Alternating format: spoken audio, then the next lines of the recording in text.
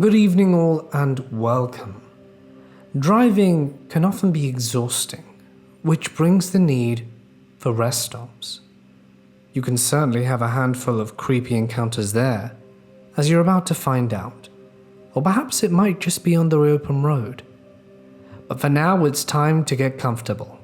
Follow me on Twitter and let the darkness take control.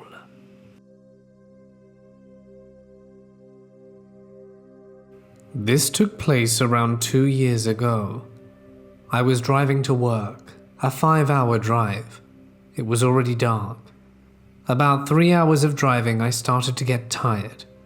I bought myself a coffee and some snacks at a gas station and went on.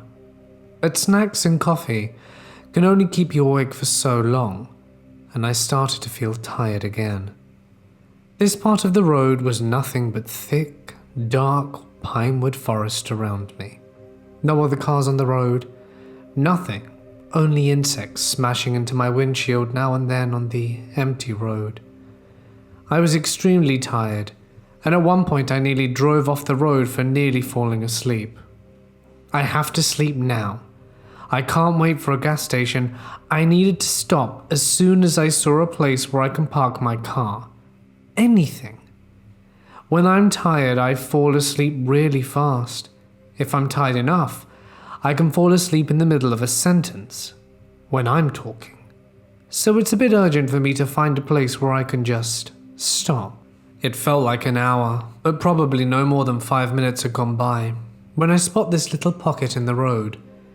It's like a parking space for quick stops, like peeing, switching drivers or stuff like that. Not even a real resting area. I stopped here, turned down my windows to check if I heard any weird noises, and it was total silence. I turn up the window again. Nothing bad is gonna happen. I haven't seen a car in 30 minutes. This road is empty. If someone is checking out my car, I bet it's the cops checking on me if I'm alright. I leave my keys in the ignition and lock the doors just to be safe. I adjust my seat a bit to make it more comfortable to sleep in, and take off my shoes and put them on the passenger seat on the right. It is so nice to close my eyes, and I instantly fall asleep. I don't know why, but something wakes me up. I can't really see anything. Some kind of bright light hits me in the eye. First, I thought a flashlight, but then I realized it is the high beams from another car in my rearview mirror that's blinded me.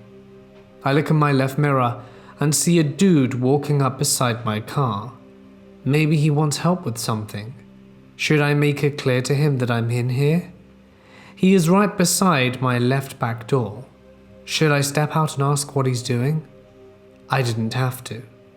The dude proceeds to jerk and pull on my left back door. I almost crap my pants when I realize he's trying to force his way into my car.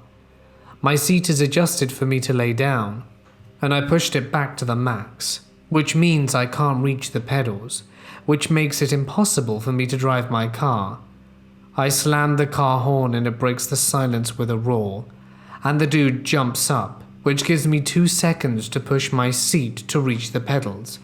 But it's still way out of adjustment, so I'm kind of pulling myself to the steering wheel because my seat is laying flat, and it isn't supporting my back. I start my car and drive off with a cloud of smoke from my screeching tires. It's hard to drive a car with nothing holding you up, but I managed. As I leave, I look in the rear mirror, and I can see the dude standing there staring at me. And that's when I see 2 more guys coming up behind him. What I can see in the silhouette of the beams is one of them had something in his hand, like a wrench or a crowbar. I drove super fast, way over the speed limit. My whole body was trembling with adrenaline and fear. I drove for half hour, then I stopped at a gas station to fix my seat, put my shoes on again, and figured out I was only sleeping for 10 minutes. Well, I didn't have to sleep until I reached my destination, which was surrounded by heavy-duty fencing, and the building has an alarm. I told my boss the next day and he said they actually have problems with what they call in Swedish road pirates, criminals that force you to stop on the road and rob you of everything, including your car, specifically in that area. It could just be 3 nice dudes that wanted to check if I was okay, right? Then why didn't they just knock? And what was the big thing in his hand? Be safe, guys. This happened to me about 24 years ago, in July of 1996. I had finished my term of service for the Army. I was stationed at Fort Hood, Texas, and decided at midnight I would out-process and travel back to Wisconsin. All day I was so anxious that I had trouble sleeping. Finally, at 23:45 I got out of bed and went to sign out with the desk sergeant. Of course, knowing people wanted to sign out at midnight, he decided to do his rounds. You can't leave until you get your final sign-off with the sergeant and turn in your room key. So I waited and finally left at 2:45 when he returned. I turned in my key, got the sign-off, and at 3:30 a.m. was on my way home.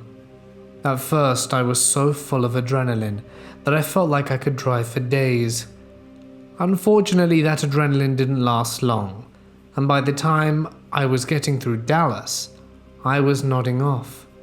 I decided to just pass Denton, and that I would pull over at the next rest stop and take a quick nap until the sun came up.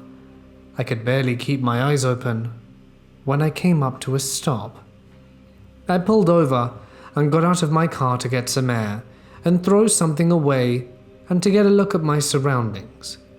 There were only about 3 other cars and 2 semi-trucks there. It was a picnic stop, and not a rest stop, so there were no restrooms. I threw my trash away and glanced at a poster of a few missing persons, but didn't really pay any attention to it. I went back to my car, which was a basic Geo Metro. No radio, no power, no windows, no power locks. I cracked the window and turned on the boombox I had for some tunes and laid down to get some sleep. It was only about 5 to 10 minutes after when I felt my car shake just slightly. I cracked an eye open and looked and didn't see anything, so I blew it off and went back to sleep. Then I heard what sounded like the door handle being pulled and scratched on the door key. I then sat up quickly but didn't see anyone there. I looked at all the windows and there wasn't anyone, so I shrugged it off. As me being tired, I laid back down and turned on the radio.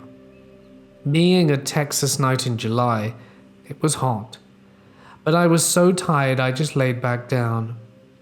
A few more minutes later, I heard the door handle again, and the car really shook. I sat up quickly and saw a man standing at the passenger side looking in. Even though it was hot and humid, he was wearing a red sweatshirt with the hood up, and I couldn't see his face. Being young and dumb and just out the military, I yelled out at him, "What the hell do you want?" He just stared at me like I was an idiot, and I got out the car. Mind you, I'm only 5'6", but I was pissed. He walked off towards the picnic tables like nothing happened. All the while I'm yelling at him that if he didn't come back, I'd take him out. I decided I would just drive on from there. I got back in and went on my way.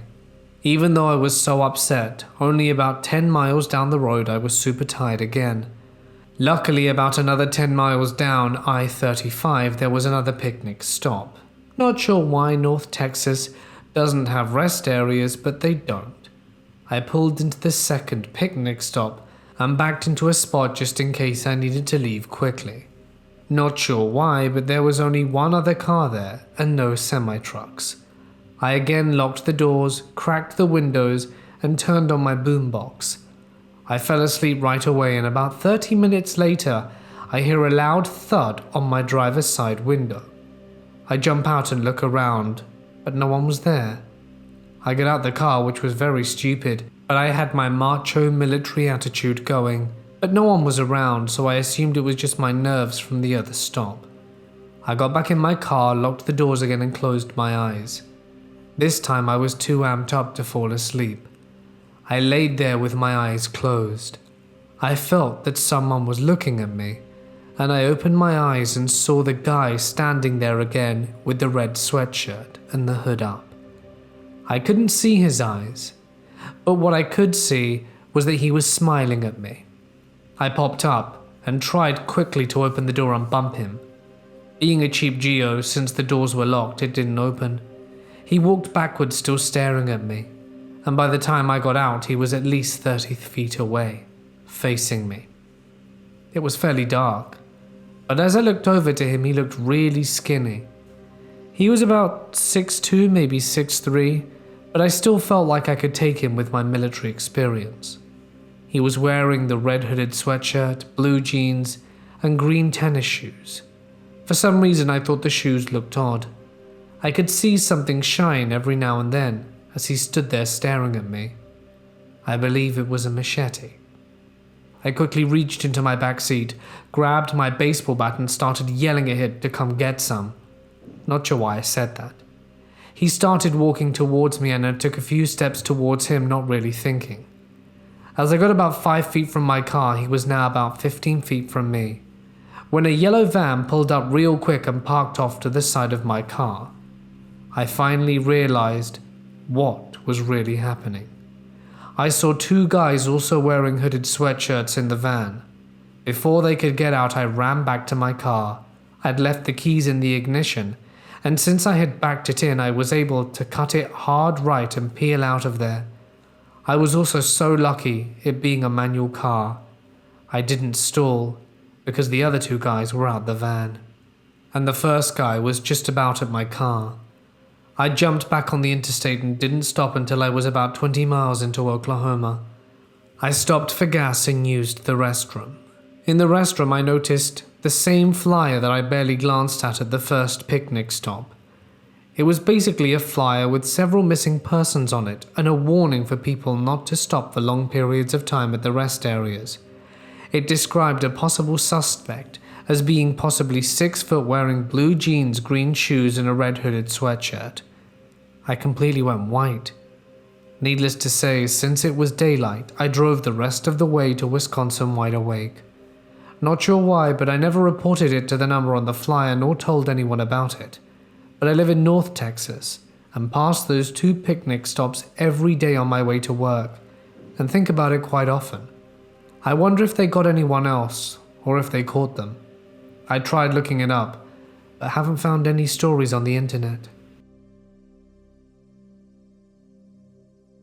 When I was about 19, I was offered a job by my cousin to work for our uncle's glass business. They installed giant glass windows in tall buildings and skyscrapers. Not that it's really relevant. The catch to the job, however, was that I had to temporarily move to Destin, Florida from Tampa.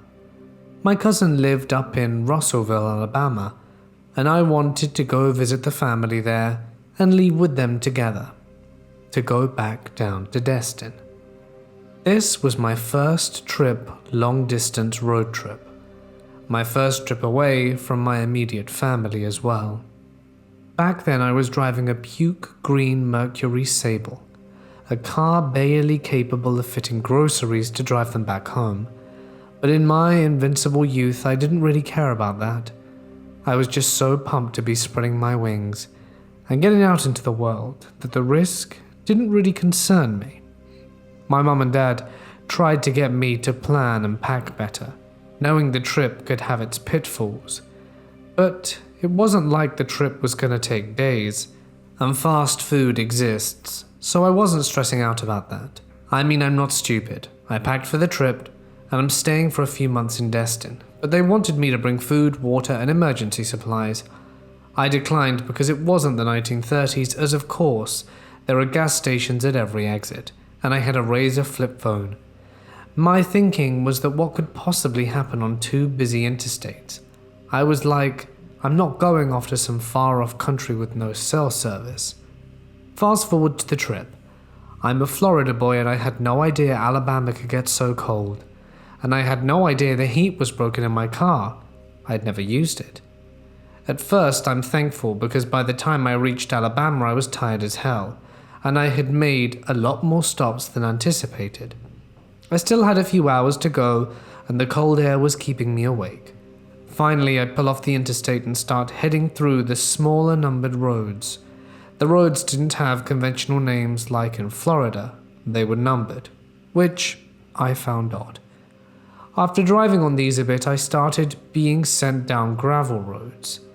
These were the days of MapQuest, so I didn't have a GPS guiding me through just paved roads or rerouting me around any roadblocks. I was starting to get hungry, and thought back to my parents telling me to pack food. I should have listened. The sketchiest thing with MapQuest was that you just had to print out the directions. You didn't have a map to fall back on. So just going out of your way to find fast food at an exit came with the potential of legitimately getting lost. So I had passed a few signs telling me to turn off for food because I was tired and didn't want to chance it. Instead, I was looking for something on the offside of the road that I could easily pull into and pull out again with no fuss, and more importantly, not risk getting lost on. My prayers were answered when a little town down the road appeared, and I saw a beat-up old country grocery store on my right-hand side. It didn't even have a name, it just said grocery across the front of the white building. I pulled in because the light shining across the grocery sign was on, but found it odd that most of the lights were off inside. This gave me the creeps a little, but didn't stop me from going up to the door, as I was starving, and perhaps it was 24 hours. I saw a shadow move across the back of the long aisles as I approached the glass door, and surprisingly opened it with ease. At this point I half expected them to be closed due to the lack of lighting inside, and hoped an owner would take pity on a tired traveler and let me grab some snacks. "Hello?" I called out, but received no answer. I said something along the lines of, "I saw you when I pulled up and was hoping you're still open." There was no answer again. Now this was really naive of me, but I just assumed perhaps the owner was older and couldn't hear me. There was a constant buzzing sound coming from the back. Maybe he was deaf. So I went further back into the store. It honestly didn't smell great inside, and I hoped they had at least some chips or something. At least those were sealed. Suddenly a man emerged from the back. "I'm so sorry, we were just about to close. How can I help you?" he said with a smile. It nearly made me jump back out my skin, but he seemed friendly enough. Not the old man I was picturing, but actually a younger guy, maybe in his 30s. "Yeah, I just came up from Florida. It's been a long drive. I was hoping you guys had something to eat for the trip." "We have plenty. What are you looking for exactly?" he said without taking his eyes off me. The guy had a weird, unblinking stare that put me on edge. But what made me the most uncomfortable was his smile. His smile was large, but his eyes never moved, as in the only way you could tell that he was conveying an emotion was by looking at his mouth. The rest of his face stayed the same. Most people could tell you that they're smiling even if their mouth was covered, because when you smile, your whole face smiles. Not this guy. "Just some chips, maybe a Coke. Do you have Doritos?" "Of course," he said, walking past me. He locked the door behind me before turning and smiling. "I don't want anyone else walking in," he chuckled. He locked the door, and I found it creepy, but I shrugged it off because the reasoning was sound even though it felt off. "Follow me," the guy said as he walked towards the back of the store. I was young, but should have been smart enough to know that store owners generally don't give their customers a tour of the store. But I had lived a pretty sheltered life, yet I could feel that something was off, but didn't want to offend him by asking a question like, "What's that smell?" We get to the back of the store to where those plastic flaps hang that separate the customer side and the back end. When the man sticks his hands through parting the plastic, he goes, "Right this way." Now alarm bells are starting to go off in my head, especially as he starts looking around and passes me like someone who is trying to sell illegal substances and watching out for the police. "Back there?" I ask, and start to back away a little. That's when I notice Chips beside me on the aisle. The guy notices and says, "Yes, back here. We've got our good stuff in the back. You can come take your pick." By this time I found the source of the buzzing. Flies are flying all over the meat section, and the dim light reflecting off the packaging lets me know it's been there for a while. I'll just take this if that's alright, I say nervously, and I grab a bag off the shelf next to me and start backing up towards the door. Oh, trust me, those aren't any good. I have way better stuff back here. He smiles, gesturing for me to head out back. I fake pat my pockets and say, "Oh shoot, I left my wallet in the car. I'll be right back." As soon as the words left my lips, I was spun around and did a little jog to the front, increasing with speed as I approached the door. I make it to the door, twist the lock a few times until I hear a click, push it open, and turn back to look where the man is. But he's gone. I jumped into my car and sped out of the parking lot, and didn't stop again until I reached my cousin's house. Back in the mid-80s, we were traveling through Tennessee, on our way to visit a friend in Texas. Mum was driving, I was a teenager, and was navigating using a paper map. These were the days before cell phones and GPS. We made it past Nashville on I-40 pretty late at night. We're maybe an hour outside the city, and I'm charting our progress old school, pencil and paper. We pass an exit. I mark it. A minute later, a summer thunderstorm hits. Visibility dropped to nothing and all traffic slows to a crawl. And we decide to pull off at the next possible exit and find a motel to spend the night there because there's no way we were making significant progress in this storm. Slow, white-knuckle driving ensues. An exit looms up ahead. No signage that we can see in the downpour, but we take it. At the top of the exit ramp, we turn right towards a brilliantly lit up gas station. Left turn was onto an overpass crossing I-40.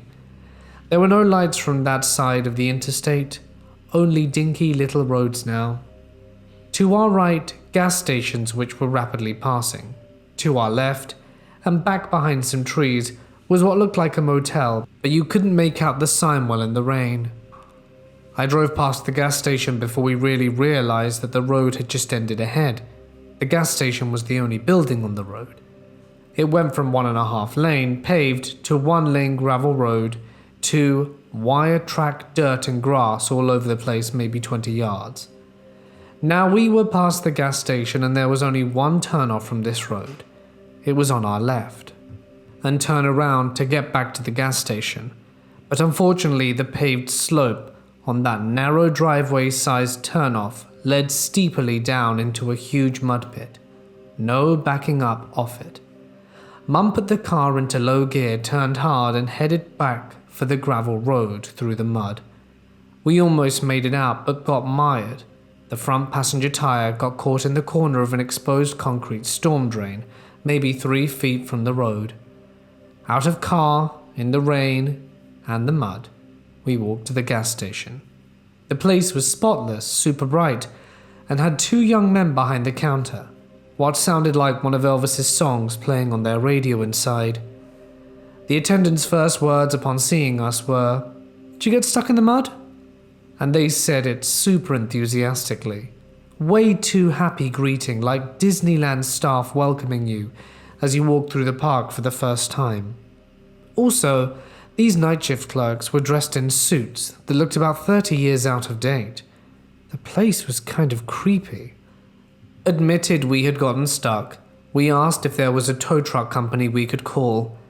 They pulled out a phone book. Again, this was before cell phones or the internet, and started talking to each other. Not a Nashville phone book, some little township. Population couldn't have been more than a few hundred from the handful of white pages, and the book had dozens of yellow pages. Of nothing but tow truck companies. Like literally hundreds of tow truck companies for this town too small to appear on the map. The attendants had a friendly debate about whose turn it was to come get the car out the mud, and they decided to skip over the company who was theoretically next because there had been some sort of problem with them last time they were called out for a tow. They made a decision on who to call and let Mum use their phone. More weirdness, and the creepiness intensifies. Still storming, though less now, the tow truck arrives maybe 5 minutes later. Brilliant, white, not a speck of dirt or drop of mud on it.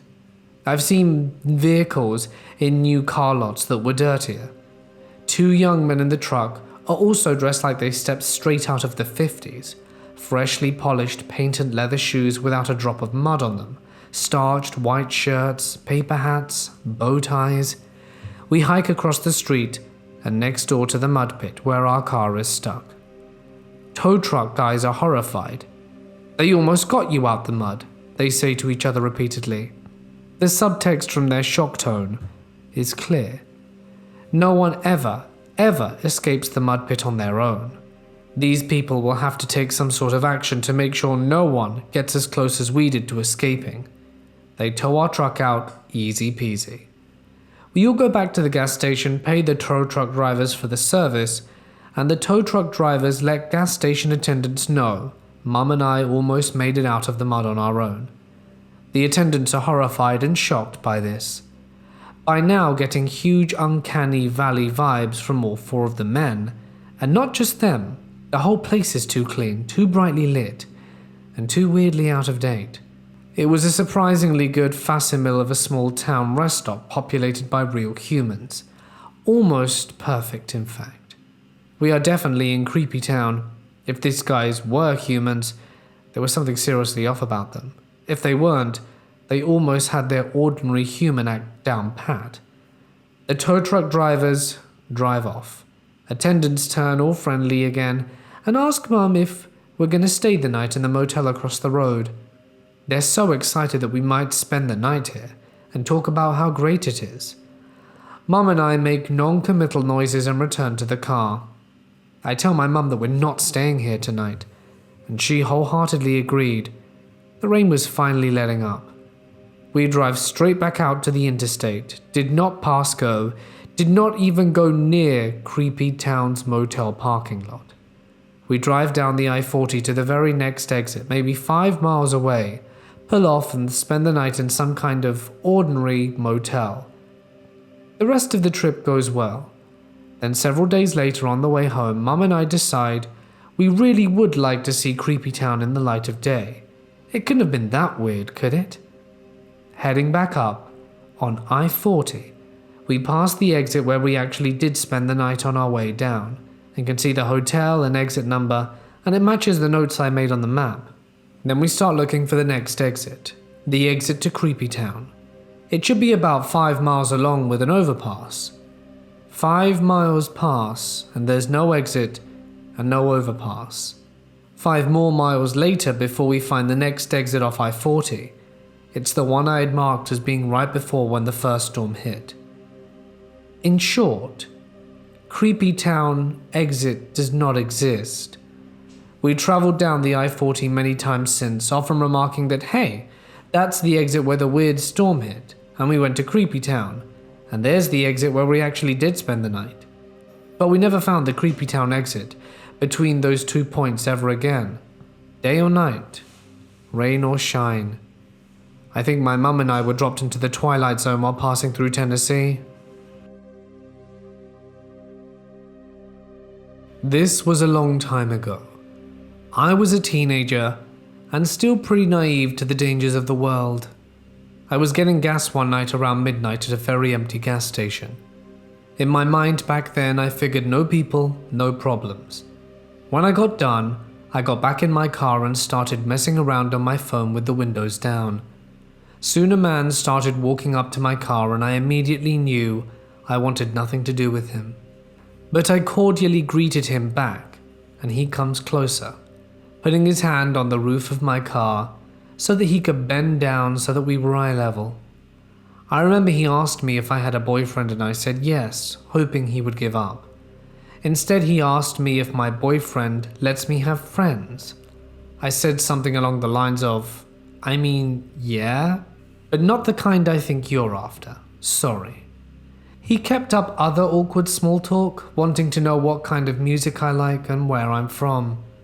He also asked if he looks like my type, and trying not to anger him with rudeness nor be encouraging, I said something like, I don't really have a type, and he responds with, well, you're my type.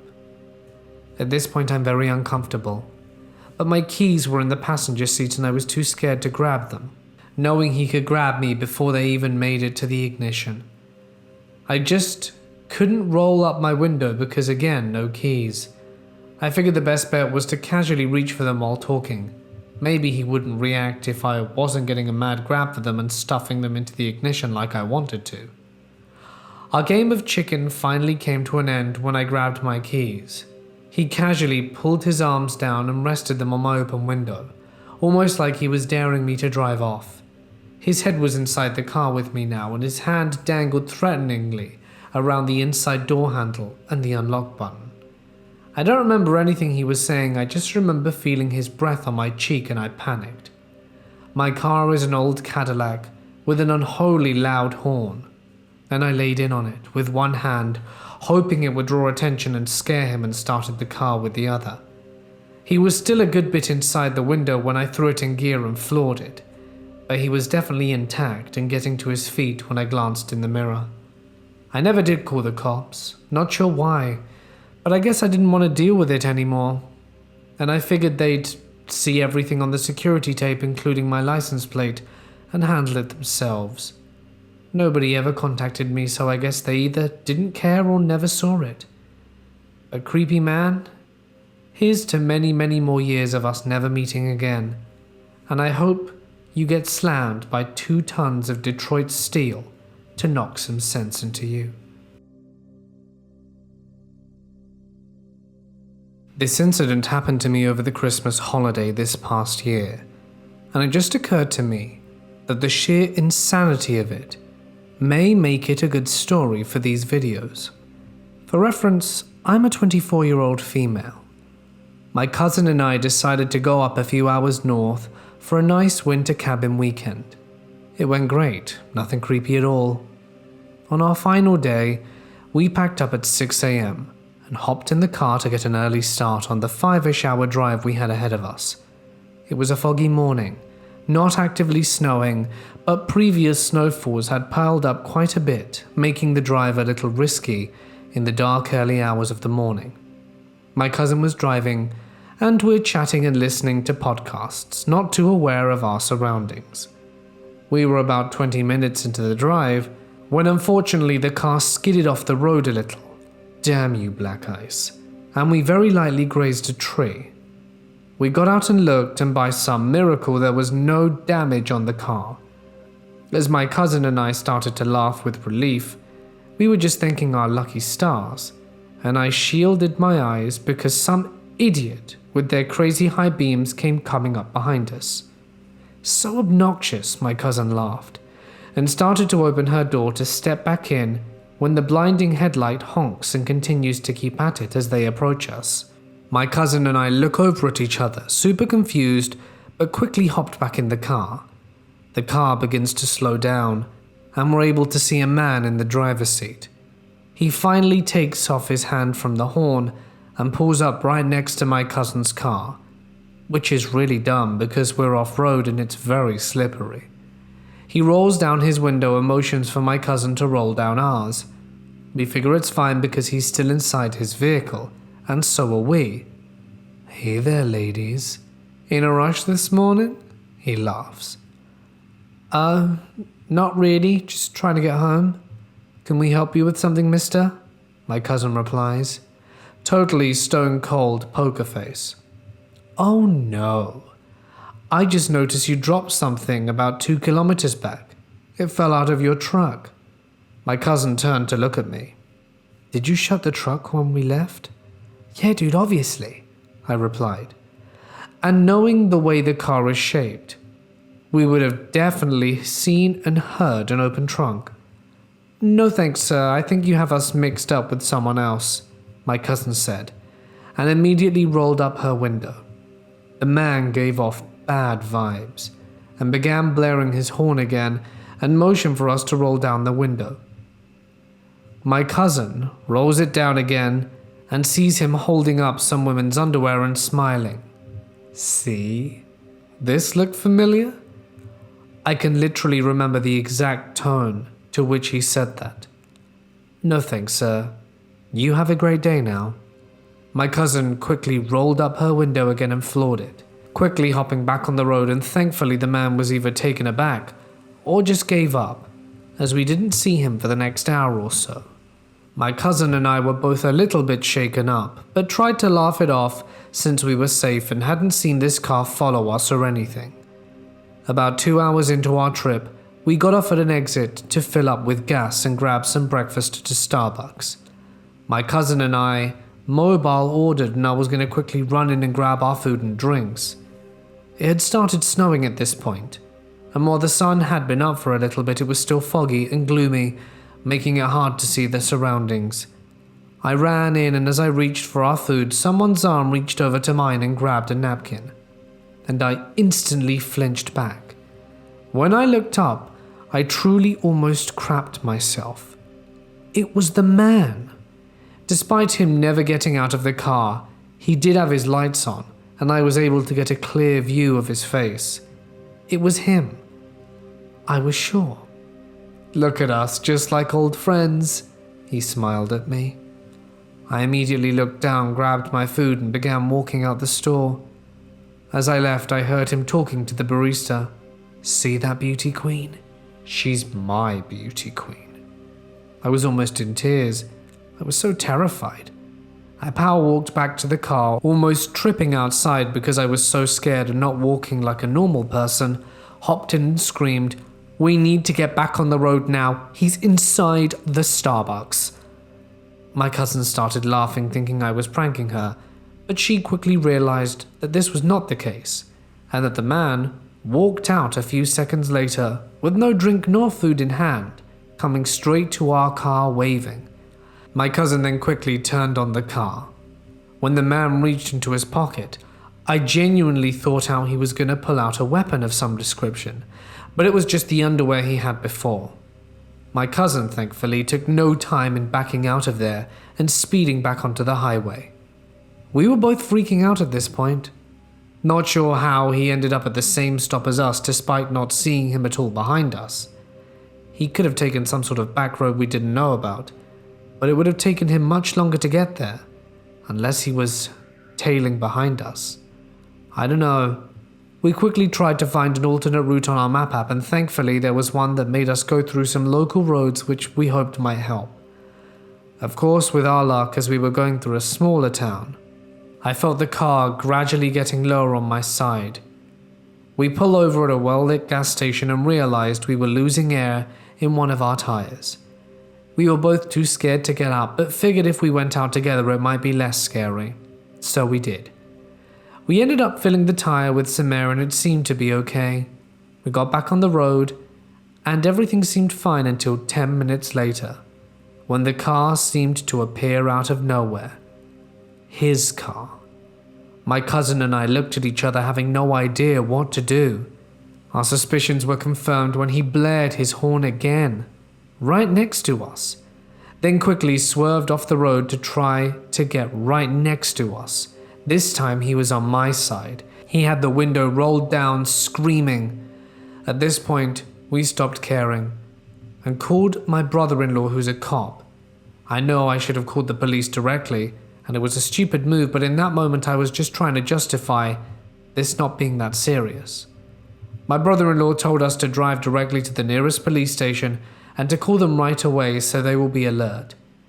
Literally as he was instructing me, the creep braked his car to a stop and stopped on the side of the snowy, icy road. We were still speeding away, so it quickly got harder to see him. But from what I could make out, he had gotten out of his car and was just sitting on the hood, in the freezing cold snow. My cousin and I did not want to stop or do anything, with about half-hour left of the journey, and we just booked it straight home. Thankfully, it was the end of that.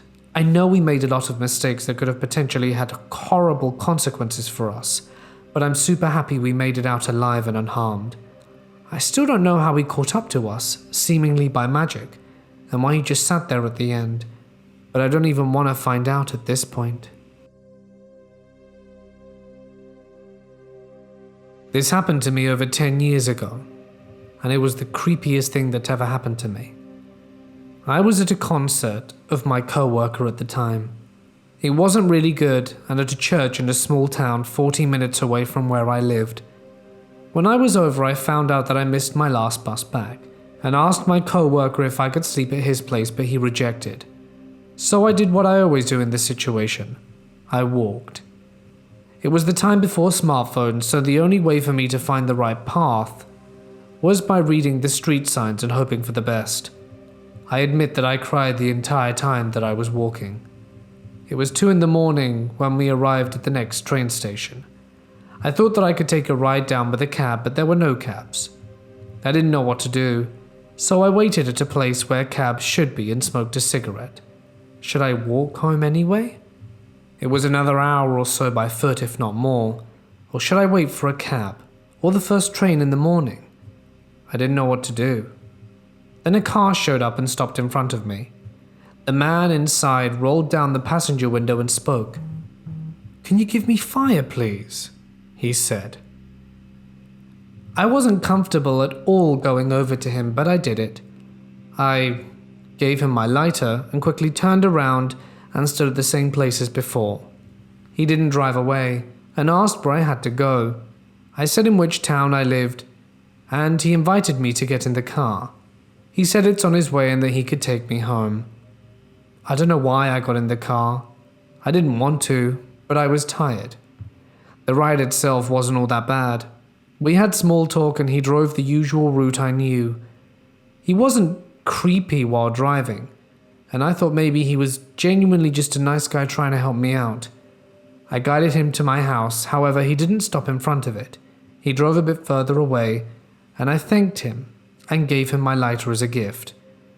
When I was about to open the door and leave the car, he said, "What the hell's wrong with you?"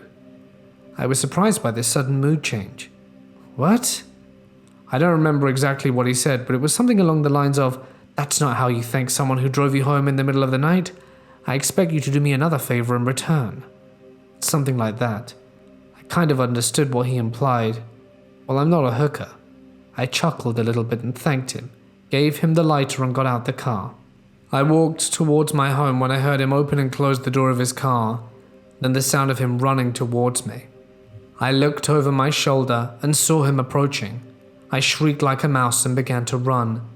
At the door of my home, I quickly opened it, got inside and locked it, ran upstairs to my bedroom, locked that as well and hid under the blanket. I got away. Nothing happened. He left and I never saw him again. Happy ending, but still. Hey guys, it's Mort here and thank you so much for listening. Haven't done this one in a while, thought I'd start off November with something different. So I hope you guys enjoyed. If you did, be sure to let me know in the usual places. I'd like to extend a huge thank you to my wonderful members and patrons. You know who you are, and so does everyone else because your names are on screen. To get recognition and bonus stuff, sign up using the links below. I'm sure you'll figure out how. If there's a story of something horrifying that's happened to you that you would like to share, feel free to email it to me or send it to my Reddit page, where it can be read by others, and who knows, might make its way into a video soon. But for now, thank you all for watching. Stay awesome, and I'll see you in the next one.